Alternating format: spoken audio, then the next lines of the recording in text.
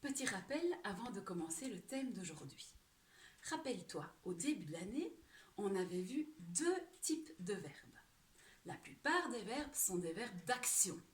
Ce sont des mouvements, on peut les mimer, jouer, chanter, courir, etc. Mais il existe quelques verbes d'état. On avait vu être, paraître, sembler, rester, devenir, demeurer. Il y a aussi passer pour et avoir l'air. Ils sont un peu moins courants, ces deux-là. Ceux-ci, ce sont des verbes d'état. Essaie de bien t'en souvenir parce qu'on va en avoir besoin maintenant. Aujourd'hui, on va parler des fonctions de l'adjectif. Regarde pour commencer ces deux petits exemples-ci. Les volets sont bleus et les volets bleus bougent. Dans les deux cas, on parle de volets et on parle de bleu, ok ? Aujourd'hui, ce qui nous intéresse, c'est l'adjectif. Regarde, je prends du jaune, bleu et bleu. Rappelle-toi, l'adjectif, il décrit le nom, ok ? Qu'est-ce qui est bleu ? Les volets. Qu'est-ce qui est bleu ? Les volets. Ça, c'est toujours les points communs entre les deux. Voilà. Mais il y a une grosse différence entre ces deux exemples. Dans la première phrase, j'ai un verbe d'état. Ils sont, tu es d'accord, c'est bien le verbe être. C'est un verbe d'état. Écoute bien ceci. Quand l'adjectif est séparé du nom qu'il décrit par un verbe d'état, donc être, paraître, sembler, rester, devenir, demeurer, etc. Donc, si le verbe d'état est entre l'adjectif et le nom, cet adjectif, on va l'appeler attribut. Retiens bien ce nom-là, il est indiqué dans ta synthèse. Attribut, ok ? Et dans ce cas-là, tu me mettras un petit A en dessous de l'adjectif, ok ? Dans ce cas-ci, les volets bleus bougent.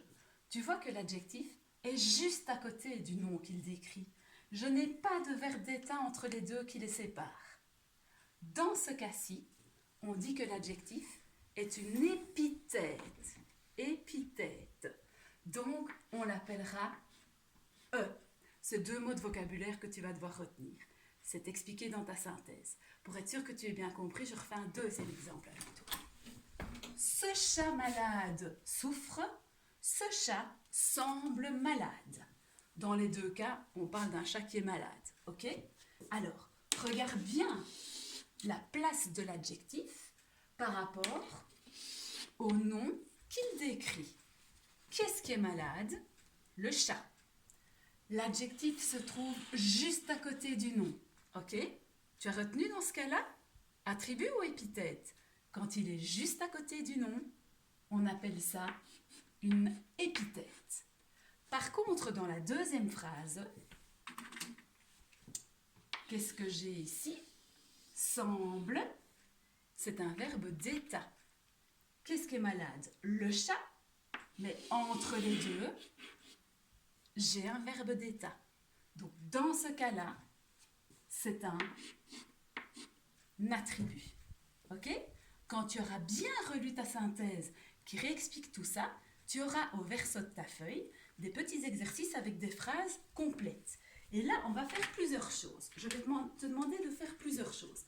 La première chose, c'est retrouver les noms. Ce chien agressif devient nerveux. Tu es prudent avec lui. Dans cette phrase-ci, je n'en ai qu'un, mais sur ta feuille, parfois il y en aura 2, 3 par phrase. Tu verras bien, ça changera chaque fois. Le seul nom de cette phrase, c'est chien. La couleur des noms, rappelle-toi, c'est bleu. Donc tu le soulignes en bleu. Alors, le déterminant, qui détermine le nom, dans ce cas-ci, c'est ce. Petit rappel de ce qu'on avait fait au début du confinement, je vais te demander de te rappeler la sorte de déterminant, la nature du déterminant. Alors rappelle-toi, ceux qu'on peut montrer du doigt, ce chien, c'est un, c'est un, quand on peut montrer, on appelle ça des déterminants démonstratifs.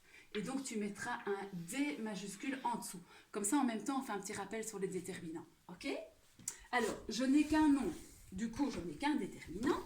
Est-ce que tu vois des adjectifs dans cette phrase, pardon ? Il y en a plusieurs. Hein ? Qu'est-ce que je sais du chien ? Il est agressif. Je sais qu'il est aussi nerveux. Et on parle ici de prudent. Prudent, c'est aussi un adjectif. L'adjectif, tu le souligneras en jaune. Alors, pour pouvoir dire si c'est un attribut ou une épithète, tu dois bien sûr regarder s'il y a des verbes d'état ou pas. Alors, devient. Est-ce que devenir est un verbe d'état?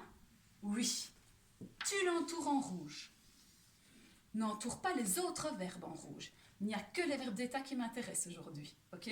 Donc, devient, c'est un verbe d'état, je l'entoure en rouge. Alors, tu es. Est-ce que c'est un verbe d'état? Oui, il vient du verbe être. C'est un verbe d'état. Alors, dans cette phrase-ci, bon, il y avait 2 verbes d'état, mais tu auras plein de phrases avec des verbes d'action. Hein. Ceux-là, tu ne les entoures pas en rouge. Ok? Une fois que tu as fait ça, tu te poses la question, est-ce que l'adjectif est à côté du nom qu'il décrit ou est-ce qu'il est séparé de celui-ci par un verbe d'état? C'est ça qui change tout.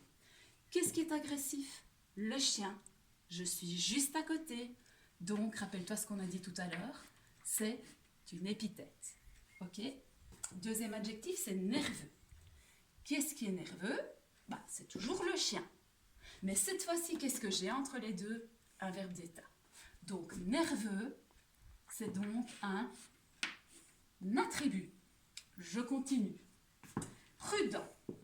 Qu'est-ce qui est prudent? C'est pas le chien ici. C'est tu. Oh tiens, un adjectif qui décrit un pronom. Mais oui, ça arrive. Rappelle-toi, le pronom, il remplace le nom. Donc parfois, l'adjectif, il décrit le pronom au lieu de décrire le nom. Mais c'est la même chose. Tu regardes si entre les deux, il y a un verbe d'état ou pas. Ici, c'est le cas. Donc prudent, c'est un attribut. Donc, pour le verso, tu auras besoin d'un fin feutre bleu, un fin feutre jaune, un fin feutre rouge et ta latte. Voilà, bon travail!